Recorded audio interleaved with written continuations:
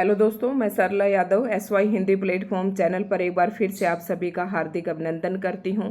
और पीजीटी वालों के लिए एक धमाकेदार खुशखबरी है HPSC की तरफ से। अभी अभी आपको पता है विभिन्न विषयों पर परीक्षा परिणाम हुए, ज्वाइनिंग हुई और अभी तुरंत सुनने में आ रहा था कि HPSC जो है यहाँ पर टीचर की जो भर्ती अभी और निकलने वाली हैं। तो आज की एक ताज़ा खबर है, डेट ऑफ पब्लिकेशन 23/7/2024, आज 23 तारीख है और एडवर्टाइज नंबर 18 से लेकर 37/2024। तो इसमें क्या है कि the commission invite online application form eligible candidates for the post of post graduate teacher in various subject for rest of Haryana cadre and Mewat cadre. दोनों कैडर की वैकेंसी है, पीजीटी पोस्ट के लिए है और HPSC की तरफ से बम्पर भर्तियां फिर से निकल गई हैं। तो ये आप सभी देखें, आज के ही नोटिफिकेशन है, तो हम इसे पूरा देख लेते हैं कि किस किस के लिए आपको क्या क्या आपको चाहिए, क्या इसकी ओपनिंग डेट है, लास्ट डेट क्या है। बहुत सारे सब्जेक्ट हैं जिनकी वैकेंसी निकली हैं। तो इतनी अच्छी खुशखबरी के लिए सबसे पहले तो आप जमकर चैनल को पहले सब्सक्राइब कर दें, क्योंकि हम पूरा आपको पूरी तरीके से गाइड करेंगे। इस बार भी हमने जब HPSC के इंटरव्यू तक से लेकर पूरी तरीके से गाइड किया है हर जगह पर। तो जहाँ पर भी हमारी ज़रूरत पड़ेगी वहाँ पर हम आपकी हेल्प ज़रूर करेंगे। इसके लिए आप चैनल को सब्सक्राइब ज़रूर कर लें। तो डेट ऑफ एप्लीकेशन है 23/7/2024। Opening date of submission of online application तो वो 25/7 से यानी कि 25 जुलाई से आपके फॉर्म भरने शुरू हो जाएंगे और क्लोजिंग डेट है 14 अगस्त तक आपके फॉर्म भरे जाएंगे। इस साइट पर आप जाकर अपना फॉर्म भर सकते हैं। उसके बाद क्या इसमें हम बातचीत करेंगे कि क्या कंडीशंस है, क्या एलिजिबिलिटी होनी चाहिए। तो ये तो शायद पता होगा, लेकिन नहीं भी पता है तो हम अपने उसके जो एलिजिबिलिटी के बारे में थोड़ा सा बात कर लेते हैं। तो ये जो आप पेजेस है मेरे पास 92 पेजेस की पूरा ये PDF है और इसको मैं टेलीग्राम चैनल पर डाल दूंगी। SY हिंदी प्लेटफॉर्म नाम से ही हमारा टेलीग्राम चैनल है, आप टेलीग्राम चैनल से ज़रूर जुड़िए। तो हाउ टू अप्लाई, आप सबसे पहले इस साइट पर जाएं और फिर आप अपने जिस सब्जेक्ट के हैं उसके लिए आप वो करें, अपना एप्लीकेशन फॉर्म करें, एप्लीकेशन फॉर्म ओपन करें और अपना एप्लीकेशन फॉर्म भरें। उसके बाद हम यहाँ पर बात करेंगे कि कौन कौन से सब्जेक्ट की जो है आपके जो पोस्ट हैं और कितनी हैं, वो सारी आज इस वीडियो में हम अभी देखेंगे। तो 18 एडवर्टाइज नंबर 18/2024 ये बायोलॉजी है और रेस्ट ऑफ हरियाणा में टोटल पोस्ट 233 हैं बायोलॉजी की, जर्नल की 128। तो ये बाकी आप सारी यहाँ से पढ़ लेंगे।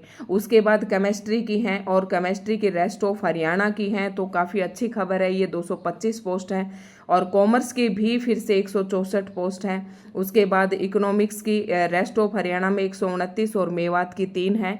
तो यहाँ से फिर उसके बाद इंग्लिश की हैं रेस्ट ऑफ हरियाणा में फिर से 174 पोस्ट और रेस्ट ऑफ हरियाणा में इंग्लिश की ही हैं 174 और फाइन आर्ट की हैं 12 और 4 मेवात में हैं। फिर ये ज्योग्राफी की भी इस बार देखने को मिली हैं, क्योंकि ज्योग्राफी के जो बच्चे थे वो काफ़ी दिन से इंतजार कर रही थे।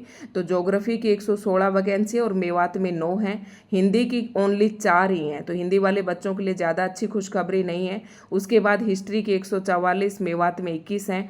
होम साइंस की 48 हैं और मेवात कैडर में 5 हैं, मतलब रेस्ट ऑफ हरियाणा में 48 है, मेवात में 5 है। इसी प्रकार से मैथमेटिक्स की रेस्ट ऑफ हरियाणा में 414 और मेवात में 42, म्यूजिक की 87 और मेवात में 4 हैं। फिजिकल एजुकेशन की फिर से 226 और मेवात में 23। देखो कितनी सारी वैकेंसी फिर से निकल गई हैं। तो जिनका एस्टेट क्वालिफाई है वो बच्चे इसके लिए एलिजिबल हैं। एस्टेट आपको पता है हरियाणा की सभी शिक्षक भर्ती परीक्षाओं के लिए क्या होता है कि एस्टेट मोस्ट इम्पोर्टेंट है। तो एस्टेट आपका जब तक क्वालिफाई नहीं है आप इनमें से किसी के लिए भी अप्लाई नहीं कर सकते, ठीक है। तो फिजिकल एजुकेशन है, साइकोलॉजी है, संस्कृत है, सोशोलॉजी है, उर्दू है, पंजाबी है, पॉलिटिकल साइंस है। पॉलिटिकल साइंस की भी भाई 283 रेस्ट ऑफ हरियाणा की और 59 यानी कि 60 वैकेंसी मेवात की हैं। उसके बाद फिजिक्स की भी 410 मौज हो रही है भाई, खूब सारी वैकेंसी यहाँ देखने को मिल रही हैं। उसके बाद ये आपके कुछ दे रखे हैं, सर्विस रूल्स वगैरह दे रखे हैं। तो ये आप कौन से सर्विस रूल के तहत आपकी वो होगी joining. Essential qualification common to all advertisement of post, मतलब सभी के लिए कॉमन क्या है, 10th 12th BA MA आपके पास होने चाहिए, ठीक है। 10th और 10+2 BA MA with Hindi as one of the subject, ठीक है।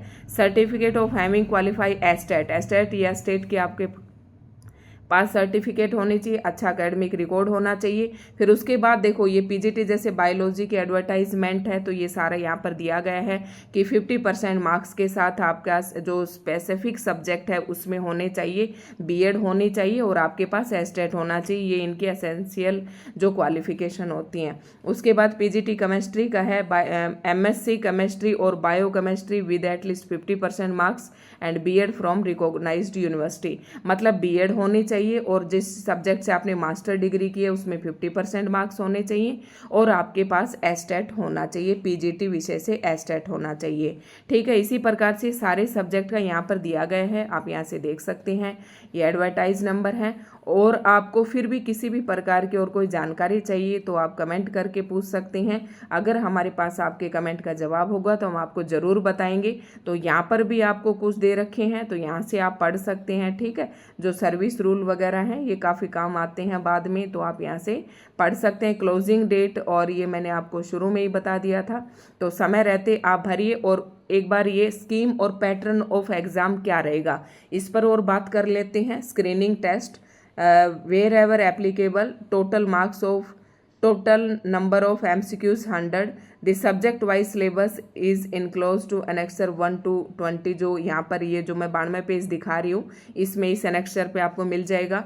Time duration of the exam 2 hours, total marks 100, all questions carry equal marks. तो यहाँ पर तो भाई स्क्रीनिंग टेस्ट का है, सबसे पहले स्क्रीनिंग टेस्ट होगा, फिर हो सकता है उसके बाद सब्जेक्टिव एग्जाम हो उसी प्रकार से। तो each question will have 5 option होंगे आपके पास। स्क्रीनिंग एग्जाम की बात कर रहे हैं, 5 ऑप्शन होंगे। कैंडिडेट को आपको उनमें से अटेम्प्ट करना है। अगर आप किसी भी क्वेश्चन को अटेम्प्ट नहीं करते हैं तो आपको ऑप्शन जो 5वां है वो आपको जरूर भरना है। यहाँ पर नेगेटिव मार्किंग भी देख, वही पैटर्न है जो अभी फिलहाल 2024-23 में जो एग्जाम हुए थे पीजीटी के, सेम वही है। तो 5 circle is darken and 1/4 0.5 marks shall be deducted. अगर आप कोई क्वेश्चन गलत आंसर करते हैं तो सही में से आपके 0.25 मार्क्स जो आपके कट जाएंगे। Any candidate not darkening any of 5 circle in more than 10 questions shall be disqualified. अगर 10 क्वेश्चंस में आप डार्क नहीं करते हैं सर्कल तो आप डिस्क्वालीफाई माने जाएंगे। तो मीडियम ऑफ एग्जामिनेशन ये दोनों लैंग्वेज होता है। 1/4 मार्क विल बी डिडक्टेड, ये रॉन्ग आंसर के लिए 0.5 आपकी नेगेटिव मार्किंग है। तो ज़्यादा कुछ नहीं, मैंने आपको देखो एलिजिबिलिटी बता दी है। आपके पास अगर कोई अदर स्टेट का भी है तो आपके पास बीएड होनी चाहिए। उसके बाद आपके पास पीजीटी विषय से आपके पास HTET होना चाहिए और आपका जो मास्टर डिग्री में जो आपका MA में जो आपका स्पेसिफिक सब्जेक्ट है उसमें आपके 50% होनी चाहिए। तो ये आपकी क्वालिफिकेशन है। और फिर उसके बाद देखो ये आ गया है आपका, सबसे पहले क्या होगा, एक स्क्रीनिंग एग्जाम होगा जिसमें आपके 100 क्वेश्चंस होंगे, ठीक है। वो सारा मैंने आपको बता दिया। उसमें 0.25 आपकी नेगेटिव मार्किंग भी रहेगी। अगर 10 लगातार प्रश्नों पर आप सर्कल नहीं करते हैं तो फिर क्या हो जाएगा आपका वो आप डिस्क्वालीफाई हो जाएंगे। अब उसमें क्या करते हैं कि वैकेंसी, ये फिर मैं किसी और वीडियो में आपको समझा दूंगी। आप कमेंट करके पूछ सकते हैं कि मैम इसमें क्या है क्या नहीं है, क्योंकि मैंने इस बार पेपर दिया था ये। उसके बाद आपका सब्जेक्ट नॉलेज टेस्ट होगा, 3 hours का होगा, 150 मार्क्स का होगा। इसमें 18 क्वेश्चन आते हैं और आपको 15 क्वेश्चन अटेम्प्ट करने होते हैं। रिटर्न एग्जाम होता है ये, ठीक है। और फिर उसके बाद आपका इंटरव्यू होगा 12.5 नंबर का, 87.5 का आपका रिटर्न एग्जाम होगा। उसको वापस 150 नंबर से वो 100 मार्क्स में कन्वर्ट करते हैं तो 87.5 बनते हैं और 12.5 का जो आपका इंटरव्यू होगा। तो ये आपका पे स्केल दिया हुआ है और एलिजिबिलिटी ये सब यहाँ पर। तो जो बातें बतानी थी, आपके जो 42 एज लिमिट जो है 42 ईयर्स है और उसके बाद रिलैक्सेशन मिलता है, तो आप वो देख लें जो हरियाणा के हैं। तो ये सारे एज रिलैक्सेशन की यहाँ पर बात हो रही है। SC ST को 5 ईयर एज रिलैक्सेशन है और BC वालों का भी 5 ईयर्स है। जो बच्चे डिसेबल्ड है या जो डिसेबिलिटी है वो सारा आप यहाँ से डिटेल से यहाँ से पढ़ सकते हैं। विडो है या, ठीक है, एक्स सर्विस मैन है तो उनका अलग अलग यहाँ पर एज रिलैक्सेशन दिया गया है, ठीक है। उसके बाद और देख लेते हैं क्या है। तो अब उसके बाद आपके पास ये BCA BCB की कैटेगरी सर्टिफिकेट होनी चाहिए और, ठीक है, उसके बाद तो ये पढ़ लेनी है आपको भाई। फादर साइड से देखो, पिछली बार भी जब हमने ये फॉर्म भरा था तो जो BCB की सर्टिफिकेट लड़कियों को जो बनवानी होती है वो फादर साइड से ही मानी जाती है, तो आपको उधर से ये BCB की सर्टिफिकेट बनवानी है अगर आप किसी कैटेगरी में हैं तो। और अगर फिर भी आपको कोई डाउट है तो आप मुझसे पूछ सकते हैं, जितनी जो मेरे लिए ज़रूरी थी मुझे लगा कि हाँ, तो वो सारे मैंने आपको बता दी हैं। तो आज की वीडियो आपको कैसे लगे, अच्छे लगे हो तो लाइक एंड शेयर करें, कमेंट करें और चैनल को सब्सक्राइब ज़रूर करें। जिस सब्जेक्ट की भी यहाँ पर पोस्ट अच्छी मात्रा में यहाँ पर आई हुई हैं तो उनको यहाँ पर ज़रूरत पड़ेगी, जैसे कि क्योंकि हम इस रास्ते से गए हुए हैं। तो अगर आप हमारी हेल्प चाहते हैं किसी आंसर राइटिंग में या किसी भी प्रकार से या इंटरव्यू में, तो आप हमारे चैनल पर विजिट कर सकते हैं। सारी वीडियोज़ मैंने अपना एक्सपीरियंस शेयर कर रखा है, डाल रखी हैं। तो आज के लिए इतना ही था।